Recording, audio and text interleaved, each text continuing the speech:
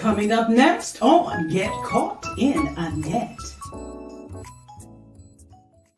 Get caught in a net with Annette. For your mind, body, and soul. Get caught in a net with Annette. It's your intellectual radio show. Here to inspire you and encourage you to be your very best. Get caught in a net with Annette.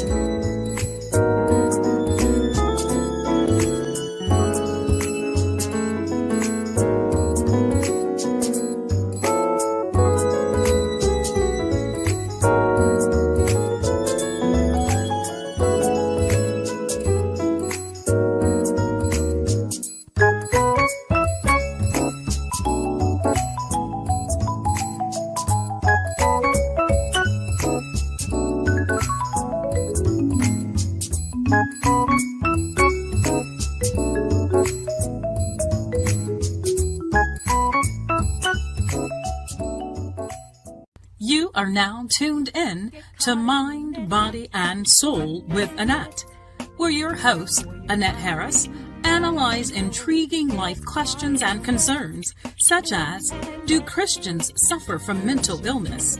Have you wondered why they act abnormal?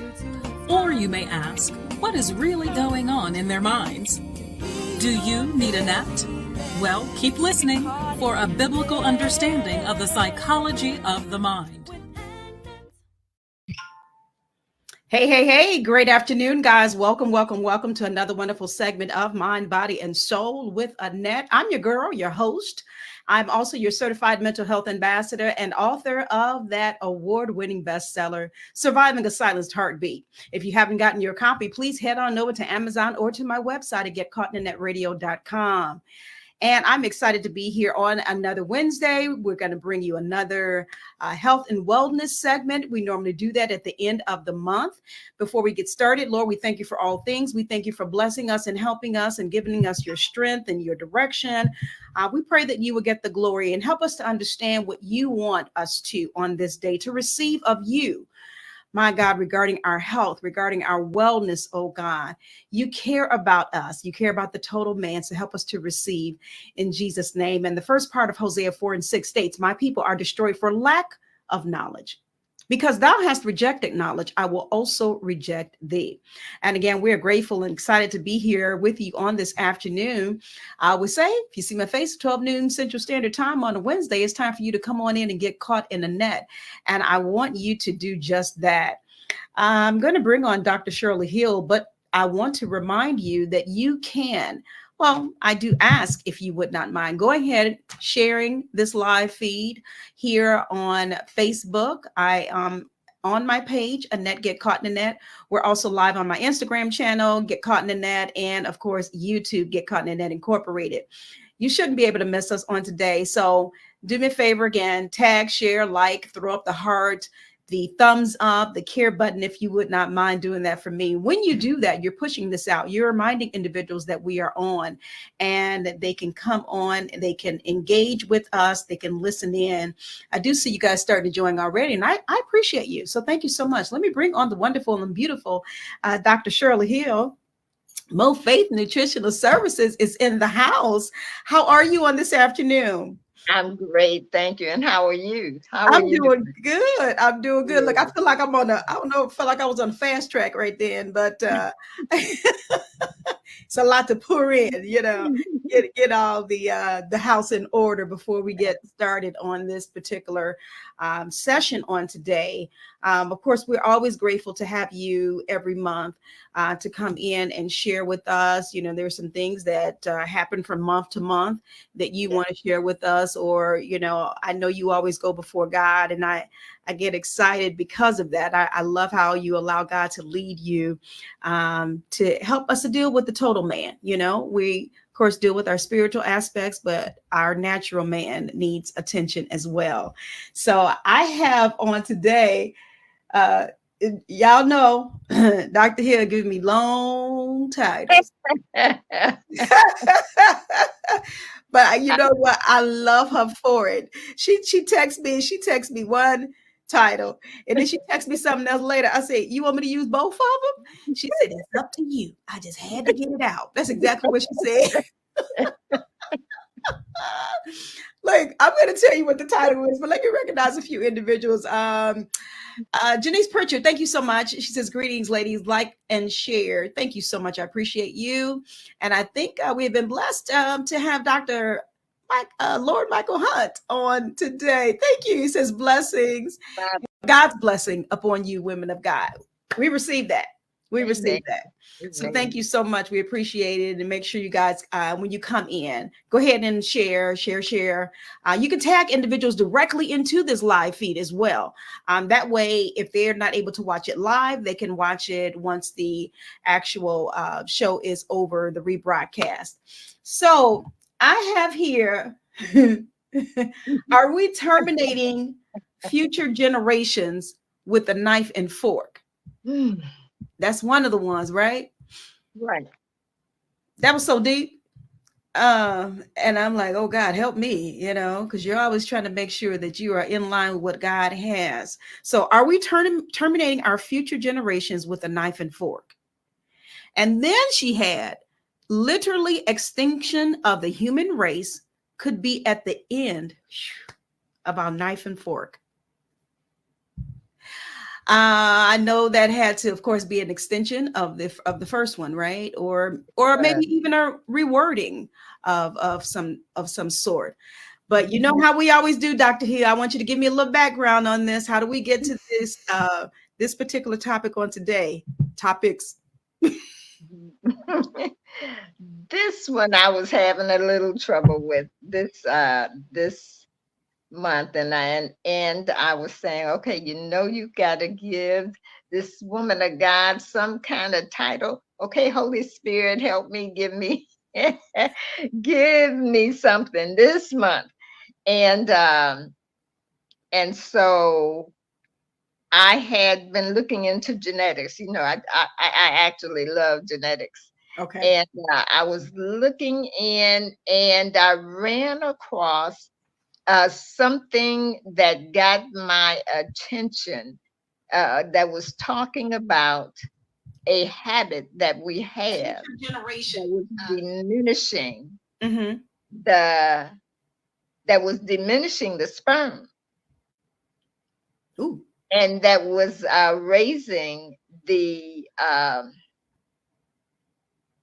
testosterone levels in females. Yeah. And it had some other things to go along with that. So we'll get into that. And that, you know, of course, that I started thinking, okay, now if we're raising testosterone in the women, and we're damaging the sperm in men, and the testosterone production in men is being reduced, then what is that doing to our future generations? Good Lord. And are we even going to have any future generations going in the direction that we are going? So that's how I got there. And it's really funny because I think it was last night popped up on my Facebook timeline a memory, and it said genetic drifts, and something about let's talk about it at 11 o'clock today, whatever. And it was from the same date, 2019. Whoa. When we were going into the pandemic.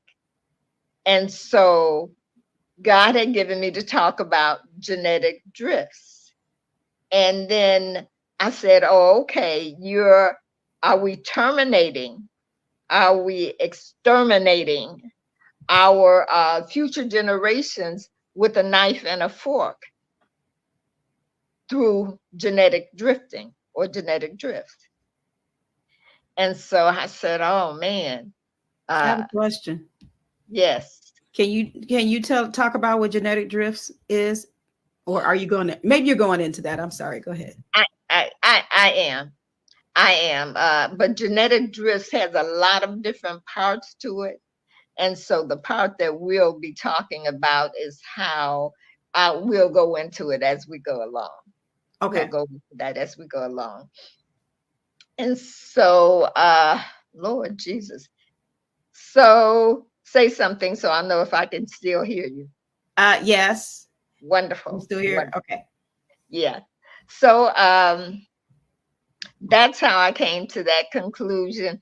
And pray for me that I can make it clear, because sometimes I realize there's some things that's so exciting to me and some things that I am so all gung-ho about, and people don't know what in the world. I used to get a whooping for saying heck. So I get it. But you know what? Like I said, you had me at talking about terminating our future generations with a knife and fork.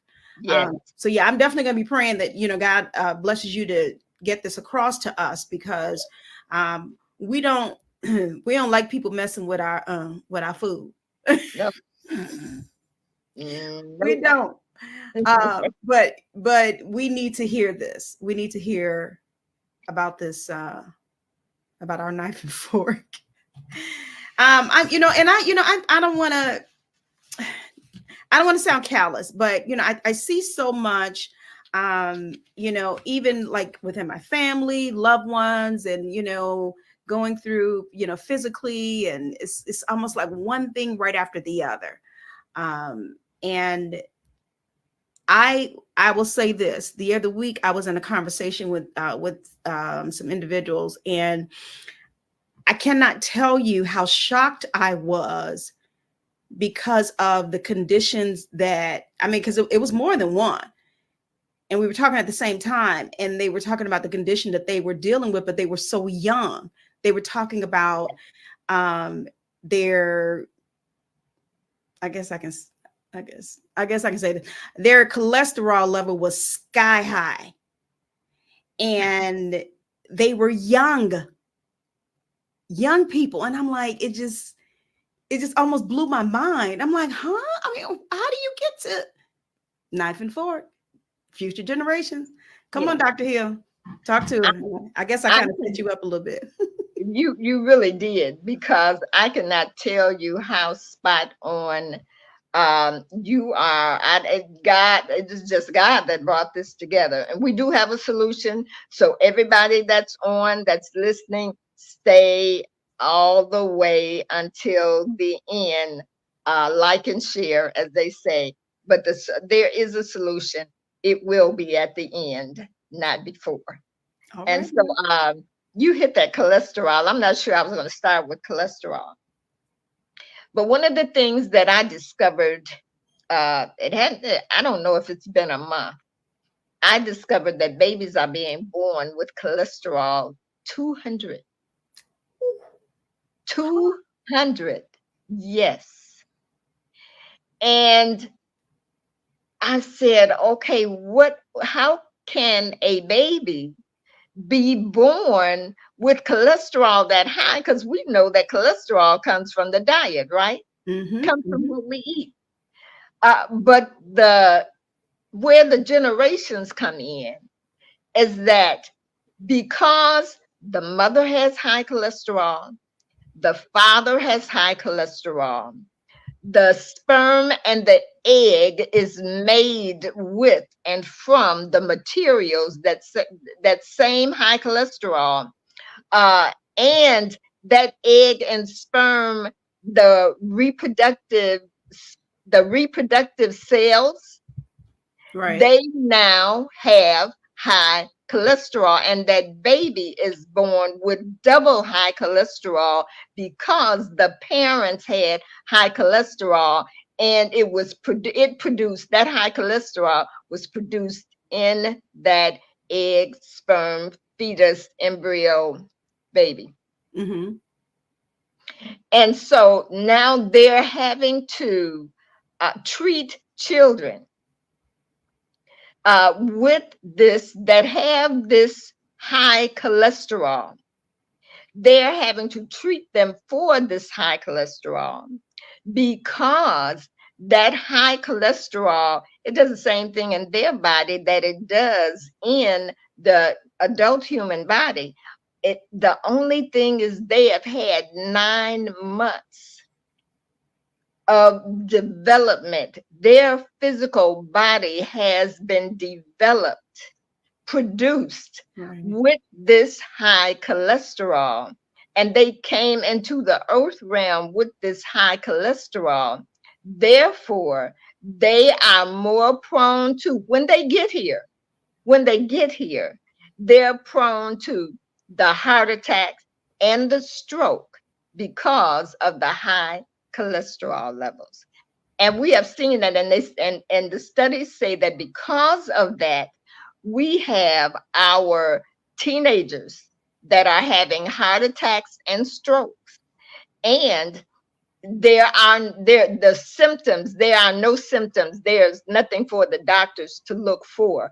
I tend to believe that they believe that children are healthier in this area, and so it's not something that they look for, because a blood test, you're going to pick up that high cholesterol, high triglycerides. It's going to be seen in the labs. I just think that it is not something that doctors are looking for because they don't expect it.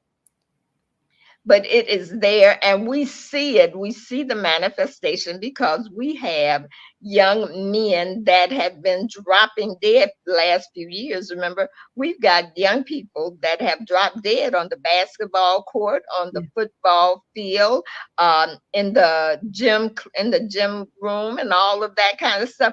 We have these young people that were supposedly healthy, that had no problems, dropping dead from these heart attacks. And somebody else, if I can, I just saw in the news, somebody just died on the soccer field in Brazil. I don't know if it was today or yesterday. One of the players totally dropped dead while they were playing.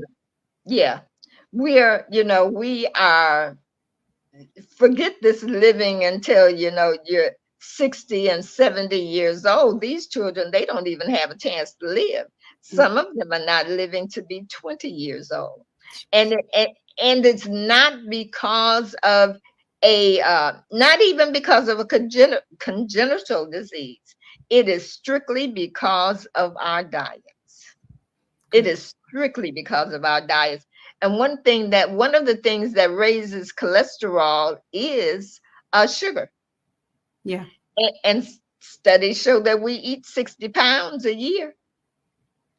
60 pounds of sugar. That's the size of a pretty big child. Oh my God.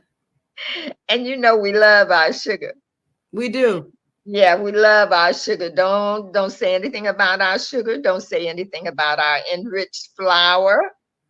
Don't say anything about our ice cream and cookies. Don't say anything about our 1 cup of coffee that we may put 10 teaspoons of sugar in. We have all of these poor habits, and they're not just habits that will, habits that you just need to get rid of simply because they are poor habits. These are habits that are not only affecting our health, but they're affecting the health of our children and our generations to come. Because when whatever is in that whatever is in that those reproductive cells, those germline cells, that's what they're called, those germline cells that carry the traits of our generations, whatever is in that is going to be passed down from generation to generation to generation. Yeah. And so, we're in a conundrum, and all because of a knife and a fork. All because of a knife and a fork. Dr. Hill, this is just I keep thinking of stuff as you're talking, and you are so right. You're so right. I do want to say, Janice Pritchard, she, as we were talking about athletes dropping dead, she said 2 dropped dead today. Oh my God. Had no clue. Lord Maybe, help I don't know if the one I was talking about was one of them or not, but Gina Gatson, thanks for coming in, sweetie. I appreciate you for joining us. She says soda has so much sugar. If you cut that out, you will see a difference. That is so true. Yeah. And that was going to be my next statement, because it's 16 teaspoons of sugar in just that small 12-ounce can. Yeah. And so then at that, we say, well, I only drink 1 soda a day, but it only takes 1 teaspoon of sugar to shut down your immune system for 70 minutes. Yeah. So what are we looking at now? We are looking at the monkeypox. We're looking at different strains of COVID-19. We're looking at different strains of the flu. Got the avian flu, and then we have another flu, and I'm trying to think of what they call it. And then we have what is it? We have one of the infectious agents that we are dealing with now is in the Ebola family. It's a hemorrhagic virus viral agent. And then I'm looking for Marsburg to follow. I'm expecting. So then you all heard the name here, Marsburg. It's in the family of that Ebola hemorrhagic virus. And so then we have the monkeypox. Yesterday, oh my Lord, yesterday I saw something flying around in my living room, and I had to keep myself from trying to tear up my my house. It was a huge mosquito. It was about 3 or 4 times the normal size of a mosquito. I almost didn't want to believe it was a mosquito. I said, this cannot be a mosquito. And I watched it. I sat and I just watched it, and it watched me because it was not impressed. It didn't get and it just landed on my aloe vera and just sat there and looked at me while I sat and looked at it. But I said, and then I said, this is a mosquito. God, is this that genetic mosquito that they formulated in Florida a couple of years ago to get rid of the regular mosquitoes that had taken over? And I said, because I had been saying, off and on to God, I had been saying, what are the consequences? What happens when you get bitten by one of these genetically modified mosquitoes? What is the solution?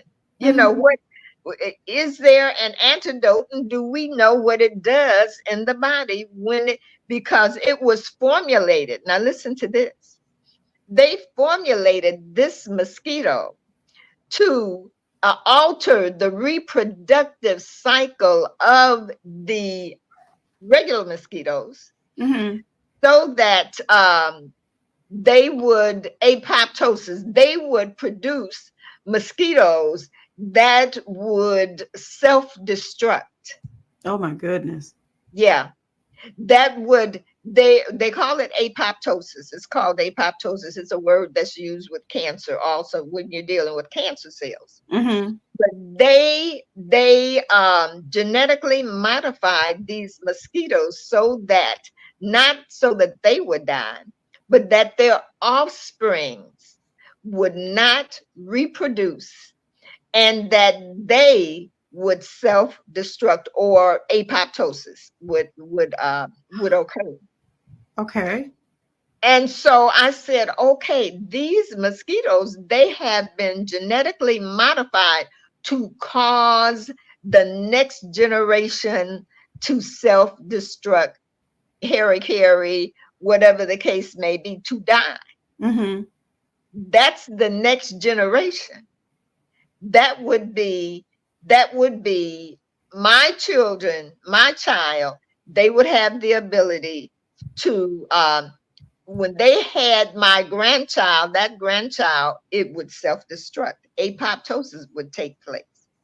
It would never be able to, that generations, the legacy or the generations, they would never go past that second. And the second generation is the one that has been, that has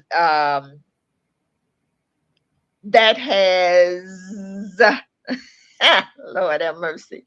They have been given the power. Let me go here to Superman talk. Okay. They have been given the power to destroy their own offspring. Mm. So let me put it this way: automatic abortion, because we know what that is. Yeah. Automatic abortion in the womb. That's what they've done to these mosquitoes, these genetically modified mosquitoes. So then when they bite you and they have this power, and we all know that they suck out blood, but we also know that regular mosquitoes carry malaria. And so we don't know what we're producing here. But the one thing we do know is that all of these things that we are doing, they destroy the coming generations. Wow. Yeah. And so then that I did kill that mosquito, by the way. I did. Thank you, because inquiring minds wanted to know. And he waited right on my plant, right on my aloe vera plant. He watched me go get something and sat right there until I came back. And it was like he was saying, "Oh, I'm indestructible. You can't kill me." It was Dr. Hill against the mosquito. Okay. And so we just we love this thing, sugar. Let's go back to that testosterone. Sugar is the enemy that reduces the production of the sperm count in the man. It also damages the sperm. So not only does it reduce the production, but it damages the sperm. So let's say that some are, there's a less production of it, less made, born, whatever they are. But then those that are produced, they're damaged. They are damaged. And so, and they also do not have the ability to impregnate. I'm not saying this phrase correctly, but you all know what I'm talking about. That egg that they're supposed to insert themselves in and to fertilize the egg. Well, that sugar that we love, that 60 pounds of sugar, it prevents the sperm. It damages the sperm in such a way that the sperm does not have the ability to fertilize the female egg. That's deep. And that deep. Yes. The sugar that we love so much, the sugar that we give to our babies when they first get here, we give them sugar. And we give them a cookie. or we give them a cracker that turns into sugar. Yep. Or we give them a sucker when they, get big enough to go to the dentist or the doctor. Or all of these things, we start them out with the very thing that is going to destroy the future generations. Yeah. And they grow up with this craving for this sugar. It's a craving for sugar. I remember when Leah's my 15-year-old, she's my 15-year-old grandbaby. Yeah. And when she was maybe 3 or 4, I always drank water with an entire lemon squeezed in the bottom. Okay. I drank it because we were doing the tent then, and I knew that mosquitoes, flies, all of that, they didn't like bitter, so I would not be appetizing to them. I like the way you put that. Okay. So Leah, with her little bitty self, all the family would be around, and all the kids would be outside playing, and she would be running and doing what she was doing, and every so often she would take a break, come running in the house, grab my bottle of water with this sour lemon in it, and turn it up and just guzzle it all down. And so the adults were amazed. They were astonished. And they would say, "Isn't that bitter?" Yes, it is bitter. Bitter is better. Bitter is good. She had not been acclimated to sugar and to sweet. And so children, they're trained. We train them, and then we ask, well, how can I get them to eat or to do these things that you're talking about? Well, you trained them to love sugar. That's right. You gave them your pop. Mm-hmm. I don't know how many women I see sitting on the bus, young women sitting on the bus, giving their little arm babies the bottle of pop so that they can drink out of it. And it is just disheartening when you think about it, because sugar feeds cancer. Mm-hmm. The chocolate that we love turns on cancer cells, dormant cancer cells. So then the stem cells from the cancer that has been left from the chemotherapy and the radiation, the stem cells that will hide until you go back to those things, like Jesus said, told the man, he said, don't go back to that you were doing before. He said, because a greater thing is going to come upon you. Mm-hmm. And so when we go back to that chocolate that we loved, it's going to turn on those stem cells that were left, because chemotherapy and radiation does not destroy cancer stem cells. So they lie dormant until we reactivate them, mm-hmm. or we turn them on again. And so then that sugar gives them power to, it's like super grow. Yeah. The cancer cells grow like wildfire. And it makes them act like kids on sugar. It gives them all of this hyper energy. And so then they metastasize through the body like, they just, that's just what they do. I just had when I came 3 months ago, you said that I didn't have cancer. And now it's 3 months later. How could I be in 3rd stage cancer? How can I be in 4th stage cancer? Because you love sugar, because you love enriched flour, right. Because you love sandwiches, meat and starch. Meat and starch is a tumor. Mm-hmm. It's just plain and simple. It is a tumor. Something that I used to do, I've said this often, so some of you all that heard it before, just kind of put your fingers in your ears. I used to do something years ago. There was a young lady that had breast cancer, mm-hmm. and the x-rays and the pictures that the doctors took, she gave them to me. I said I got her permission to use them in the workshops. And because the picture looked like a pizza. Yeah. It was identical to a pizza. And so I would show Brandy and ask me to stop doing this a long time. And Mama, please don't do that anymore. I would hold up a pizza box, and I would hold up the labs. I would hold up the pictures that were taken in the lab. And I would say, what is this? And everybody would always say, well, it's pizza.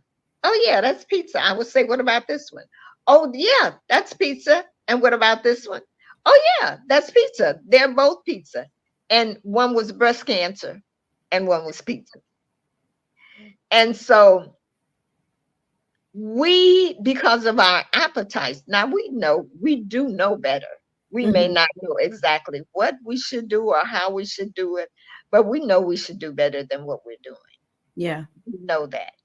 Yeah. And so I watch on Facebook, and now the going thing, I think I've said it for the last two shows that we've had. All of the meals, everybody now is preparing meals on Facebook. And you can just see a row of, oh, I'm going to try that. Oh, I'm going to do that. Oh, yeah, that looks good. Oh, yeah, I think that I'm going to have that for my family tonight. And I'm thinking, and I say, okay, cancer, heart attack, stroke, I named the condition that this meal is going to, I almost said product, this meal is going to cause, and so we have no discretion. We have no forethought.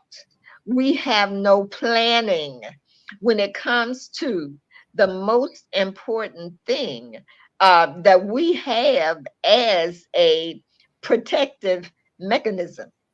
Yeah. Eating is a strategy. It's a health strategy. And we think absolutely nothing about it. We don't think anything about it. We purchase stuff that's not food, and we make it look pretty, and we make it taste good. Yeah. And it's deadly to the body. And the method in which we prepare it is the same thing.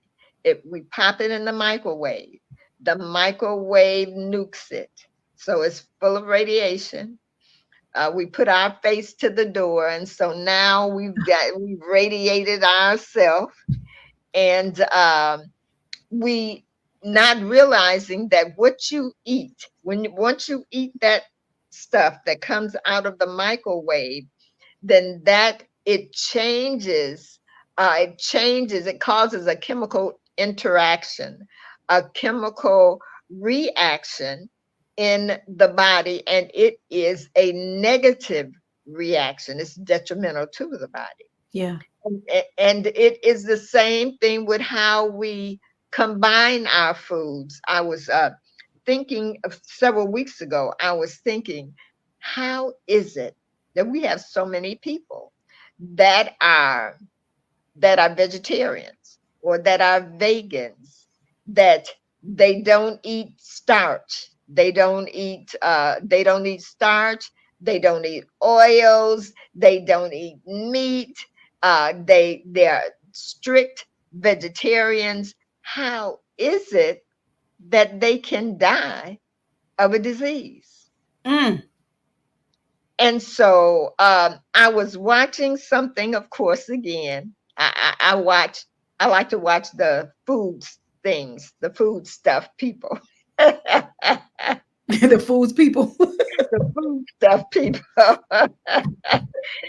And I was watching, and this young lady, she took,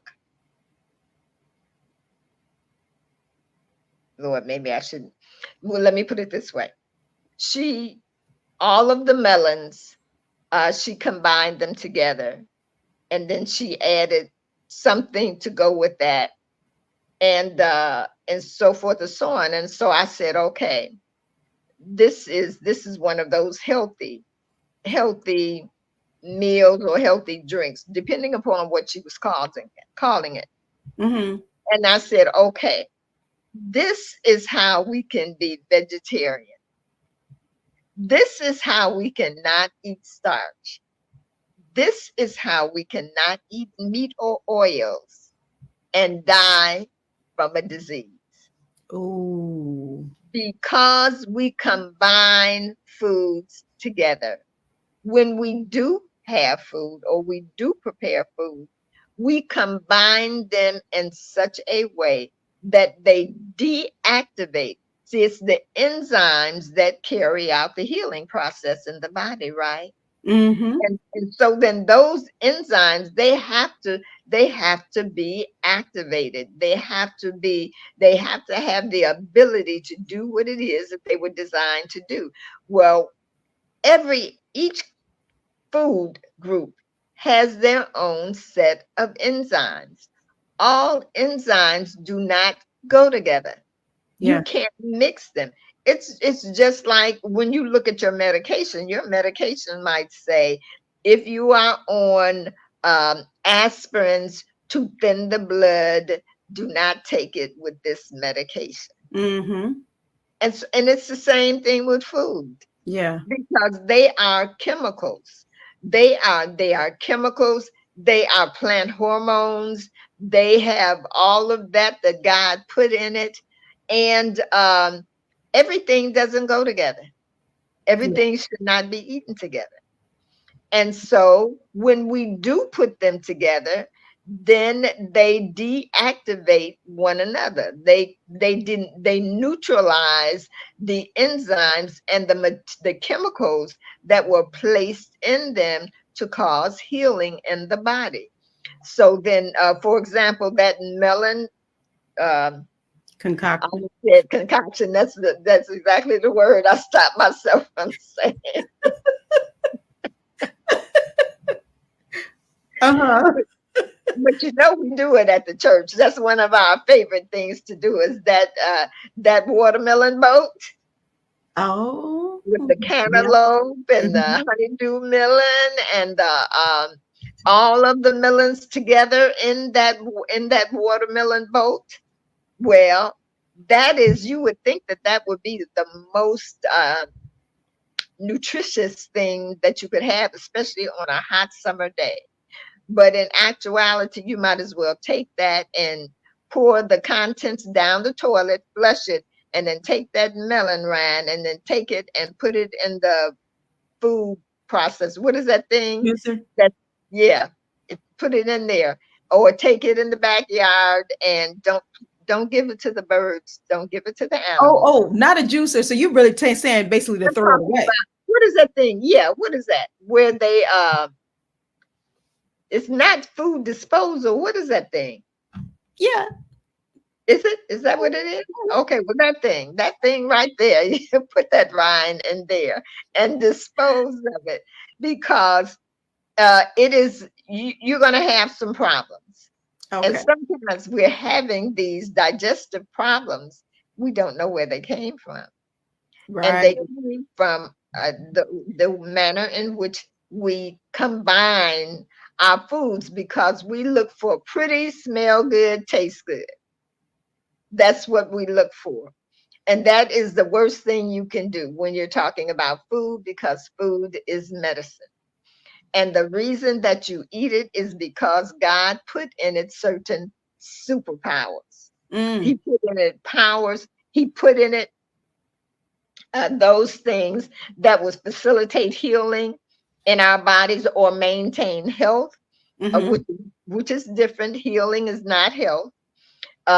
We should be in health at all times, but when we are not, then God will heal us. But healing, it means that you at some point had to lose your health. Right. To be in need of healing. Yeah. But when in actuality, we should be walking in health, and we should be laying hands on the sick and they do recover. But we're so busy being sick. And living at the emergency room and at the doctor's office until we don't have, let me say this right, because we do have the ability, but we have not we have not activated, nor have we cultivated the ability that we have to lay hands on the sick and they do recover. And because we live in sickness and disease, that is our state of being, then we lose our testimony because people are looking at us and they're saying one of two things: either your God does not heal, or you can't lay hands on me and heal me because you can't lay hands on yourself and heal you. One or And the so, other. yeah, one or the other. And so we are witness or a testimony. It doesn't matter which way it goes. And we totally eradicate, actually, we make some of the promises that God has given us of null, we make them null and of no effect because we don't walk in the principles. So then if I asked you who you are, and then I say, what are you?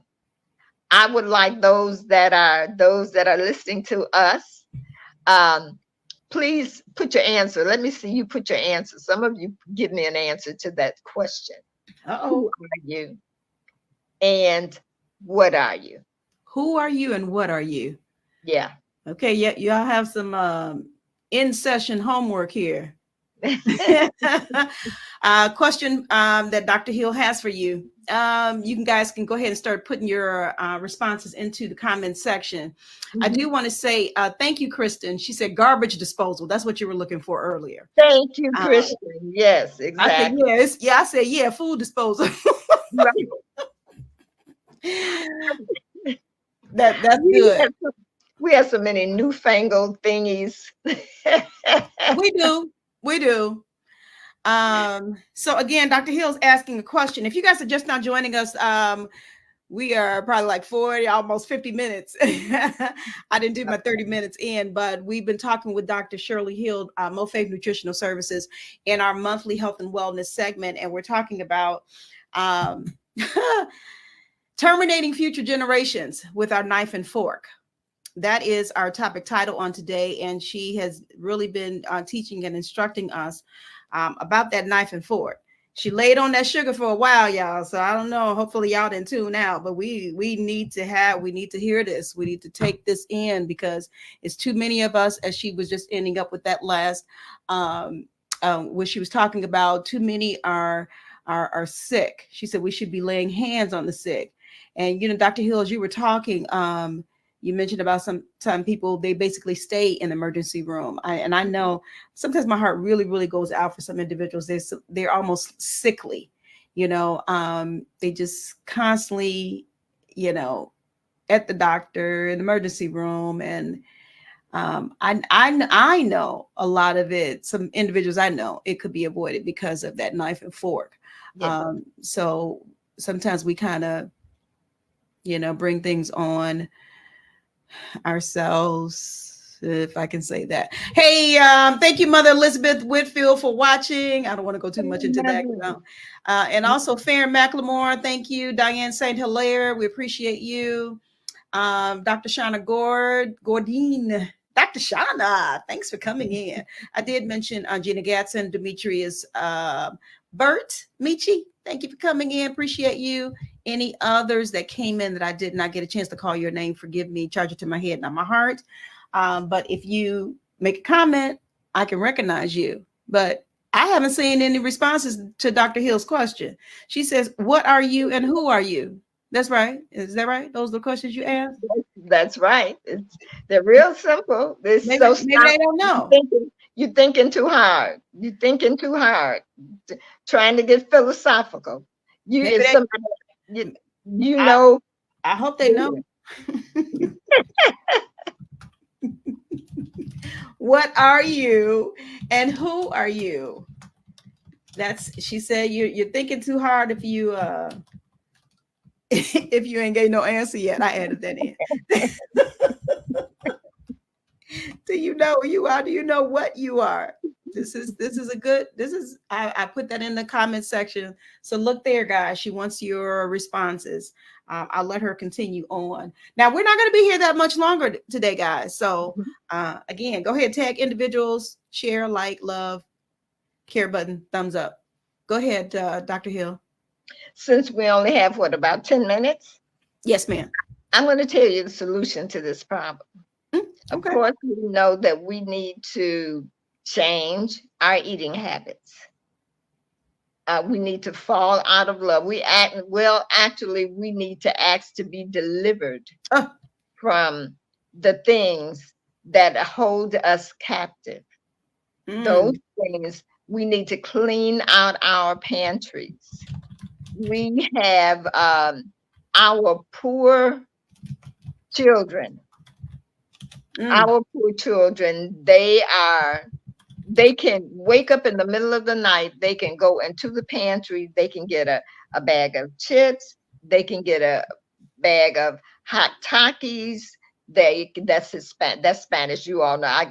I've got Spanish in-laws and Spanish grandchildren. So, excuse me. Takis are, now what do we call them?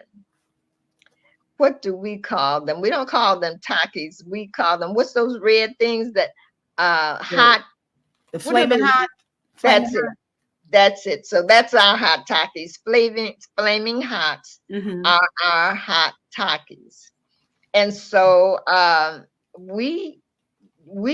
children can wake up. They can wake up in the middle of the night and go to the pantry and get them.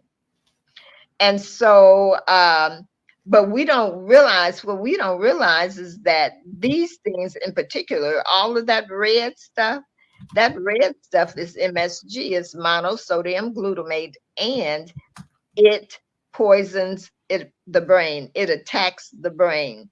If your children are having headaches, then that you should take a look at their snacky snacks.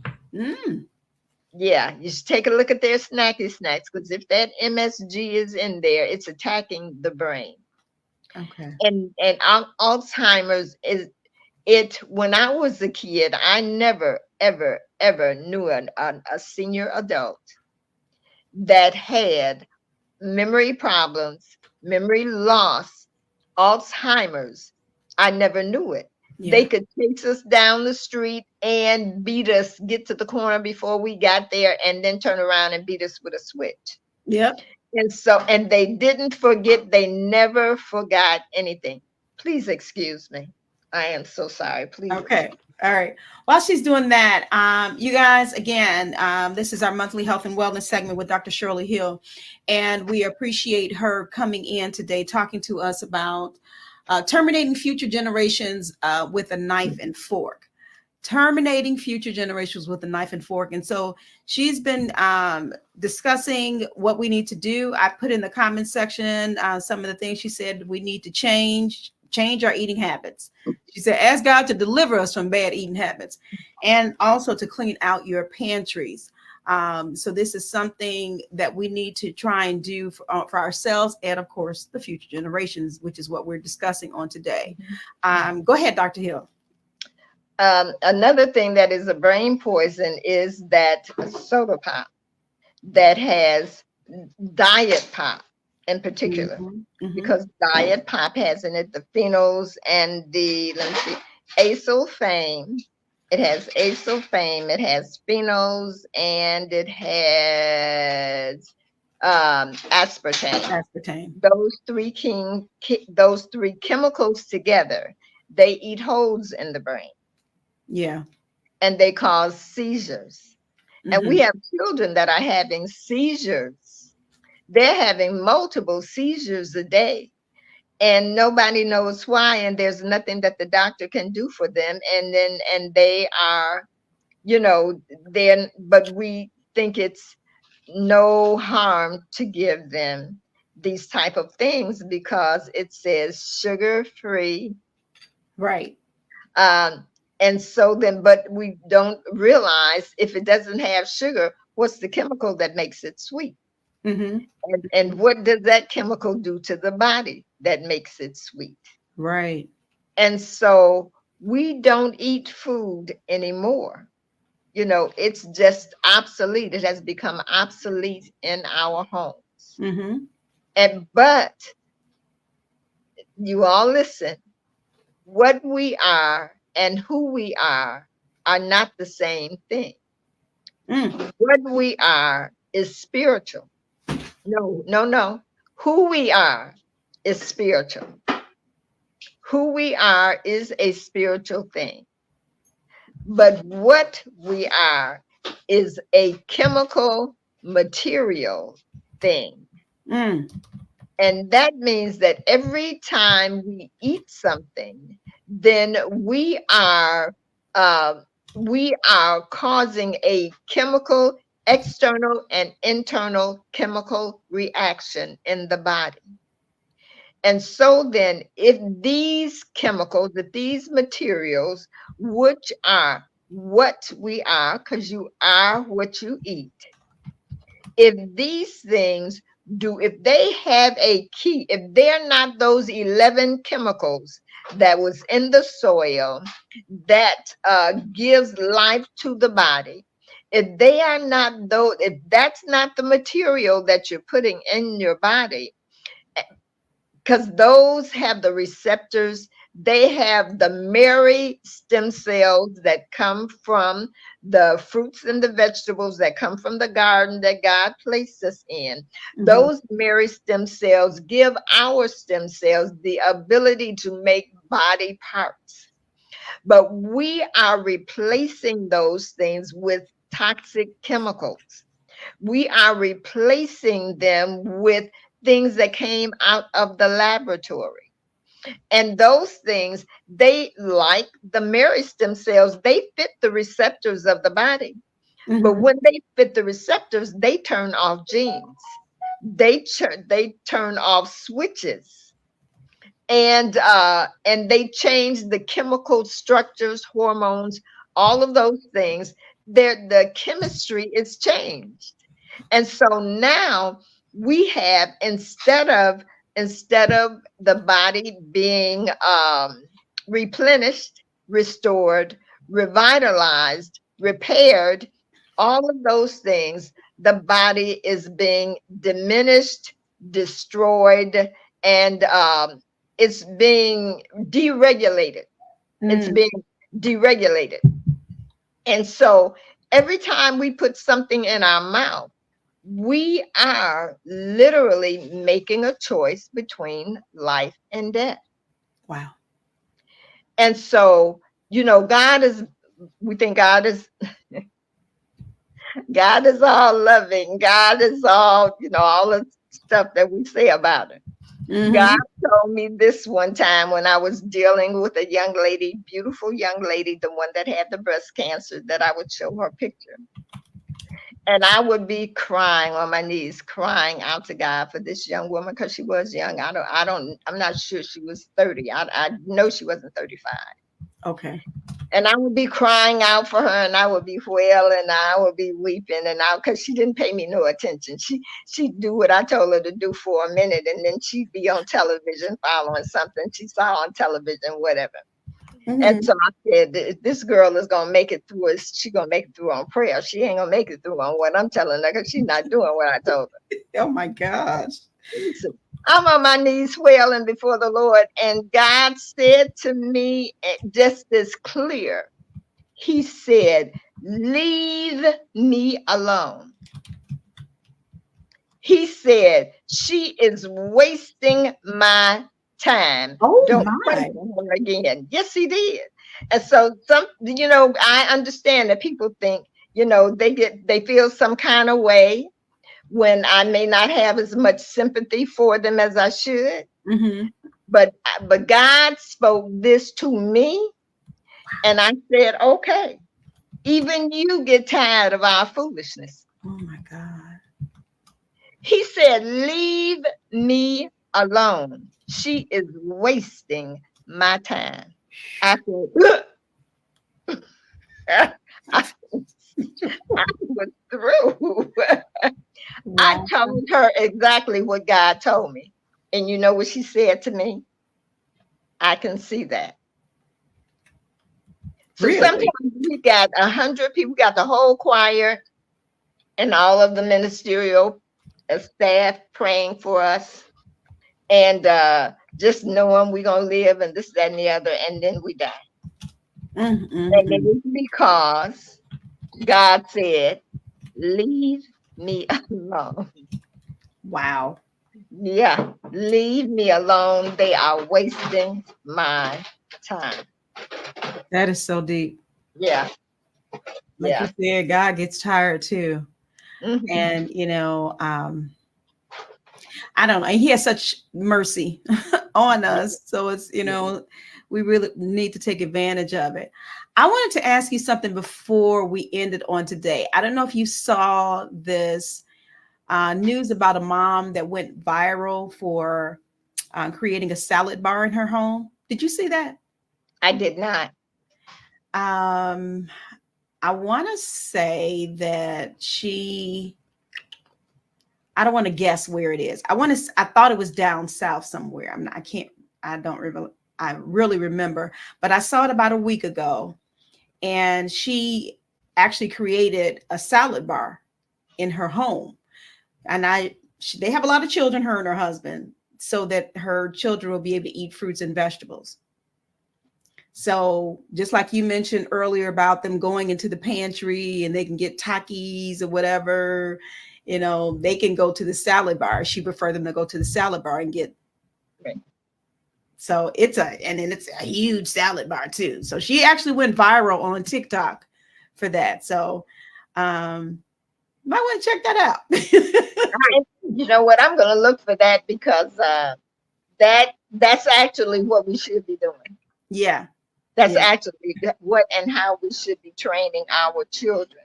I would totally agree. I want to see if I can just show you this picture real quick. While you're pulling that up, let me say this before we close down, and I forgot. Oh my goodness. Yep, you see it? I see it. And where are they? I will have to look further. I can't remember what state they live in, but she was at a gas station traveling somewhere, and somebody saw her and realized that she was the same mother, and was asking her all kind of questions about how to do it. So, I mean, this literally looks like you're at one of those salad, you know. It does. Restaurants. Yeah, it does. You got it set up. I see all the vegetables and everything in there. So, but yeah. That's what it's supposed to be. That right there. That's the garden. That's the garden in your kitchen or in your dining room. That's the garden right there. And they can just walk through and pick whatever they want. That's great. Yeah. I might have to do something like this. Yeah. So I just wanted to share that with you, because like I said, you had mentioned about the children, you know, you can get up in the middle of the night and they can go and you get all bad stuff. So that might not be a bad idea. You know, she didn't start out with a huge salad bar. And I think she kind of started out with, you know, having containers and everything, you know, but I don't know how her and her husband created that huge thing, but they did. That is wonderful. It is wonderful. And that's exactly how you prepare yourself before a fast, because fasting is how you see. I hear someone asking, well, we've eaten this way for so long, and I have these conditions in my body, and so what is it that we can do? Fasting is your answer. Now we talk about intermittent fasting.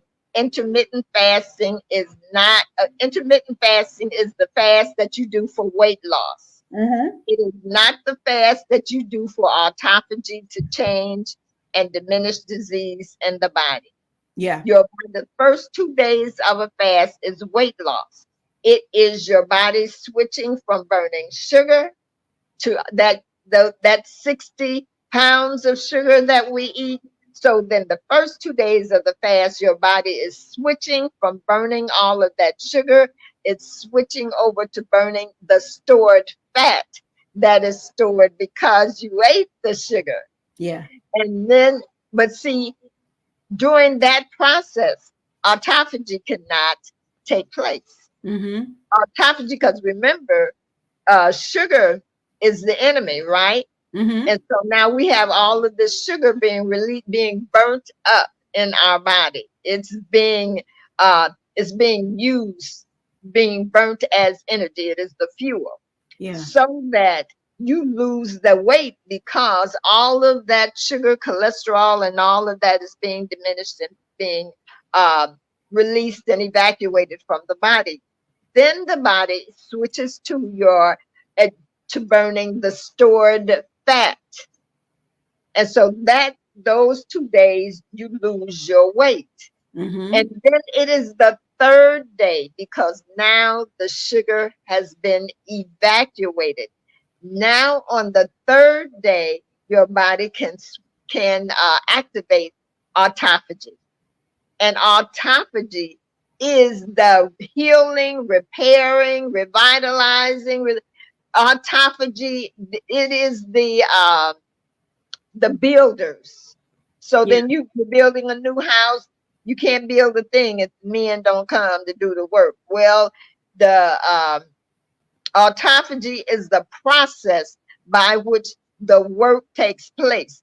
Enzymes are the workers. They are the ones that carry out the process. Yeah. Enzymes come from all of that food that you saw along that garden that she had in her kitchen or dining room. Well, those contain the enzymes that your body needs to reverse the process. And Mm. so then that's your preparation period before the fast.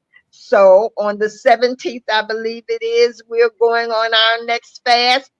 Got a couple of weeks to prepare the body. So now you can prepare your living room or your dining room or your kitchen.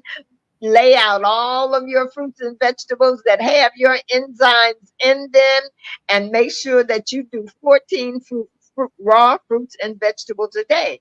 So you can do it in a smoothie, you can juice it, you can do it in a salad, however you do it. The rainbow salad, you can find that on my website. If Brandy is here, she can put that website on.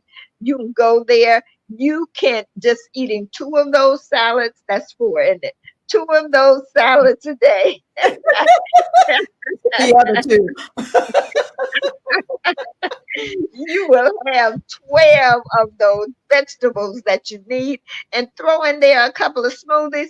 You got your 14 fruits and vegetables that you need, and your body is getting the enzymes that it needs to repair, rebuild, restore, revitalize, and heal your body on that fast. So that's how you undo all of that you have done. And you may have to do several. So come along and fast with us every time we go on our fast and get you healing.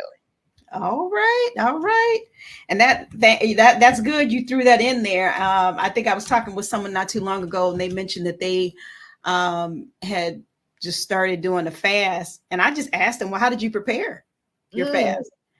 And they didn't necessarily prepare their body. Yeah. And I said that's important. You know, number one, that'll help you, last longer. But you don't want to mess your body up and just, okay, I'm just going to fast, but I've just eaten this cheeseburger here, or something. Yeah. So you have to, there's a process. So thank you for mentioning that and talking about how to get your body prepared for a fast. And like you said, it'll help with the healing process. It'll definitely help. And of course, with that spiritual aspect too, it'll help with that. So I always say that Dr. Hunt teaches the spiritual aspects. I talk about the physical, the natural. That's right. So, they go together, because your health springs forth speedily when you prepare your body and fast properly. The spiritual, we pretty much got the spiritual down pat because we've been practicing that forever. But that other health springing forth, no. Right. That is so true, Dr. Hill. So true. So I have you guys, in case you did not look down at the bottom of Dr. Hill's name, that is her website. MoPhaeth, MOPHETHNS.com. So you can go there and you can visit her. You can set up appointments, consultation, purchase resale products. There's so much on her website that you can go and check out for you, for your family. So please make sure you do that on today. And you won't be disappointed. Trust me, you would not be disappointed. So you make sure you do that on today. I want to thank all of you guys for joining us on today for your input. For those of you that have just come in and just listened, maybe you were taking notes, maybe you're just taking it all in, whatever you did. Thank you so much. And also for tagging individuals on today. Thanks, Gina, for tagging, and many of you that did tag and like and share. I appreciate you. We always want to try and bring you great quality programming. And of course, this end of the month, that is essential. So you all make sure you put that on your calendars every month. At the end of the month, we are talking to Dr. Shirley Hill, MoPhaeth Nutritional Services. Dr. Hill, thank you again. Appreciate you taking time out and teaching and instructing us on today. So guys, after this, if you need to contact Dr. Hill, go to her website. All right. And we'll talk to you guys soon. We'll be back next month for another health and wellness. And we'll be back in another couple of weeks for fresh new guests on Mind, Body, and Soul with Annette. So stay tuned. And I think we should be having some Gina Gatson next month. I believe we're setting up interviews with your nominees for this year for DAG Awards, and we want to try and push and promote that as well. Wonderful organization, and she's a sweetheart, and I just thank God for her. So hopefully we'll be getting a chance to interview many of her the nominees for this year. You all know that last year Annette Harris was nominated, and God blessed her to win Surviving a Silenced Heartbeat. So I didn't submit, of course, anything this year, but we are grateful for the network. We're grateful for those who have been nominated and who are doing great things. I think I saw Farron McLemore on earlier. Her book has been nominated for an award on this year. So we're just thanking God for the doors that are opening. And so be prepared for that next month. We are going to come on and talk with them and have them share their experience with their book and with the nomination. And it'll be in Chicago this year, guys. So we'll be pushing that. The award show will be here. All right. You are more than welcome, Gina. She said, thank you. I appreciate that. But thank you for the connection. Dr. Hill, we'll see you soon. We have a couple of things coming up. I think our Women's Day is coming up next weekend, and I believe Salt Calls is the following weekend. So this is the year of the woman. Come on, y'all. Come through. Well, we do this annually, but it is the year of the woman. All right, guys, we're going to get out of here. We will see you soon. Thanks again for joining us on today, and take care and be in health, as Dr. Hill will say. All right. Get caught in a net with Annette. For your mind, body, and soul. Get caught in a net with Annette. It's your intellectual radio show, here to inspire you and encourage you to be your very best. Get caught in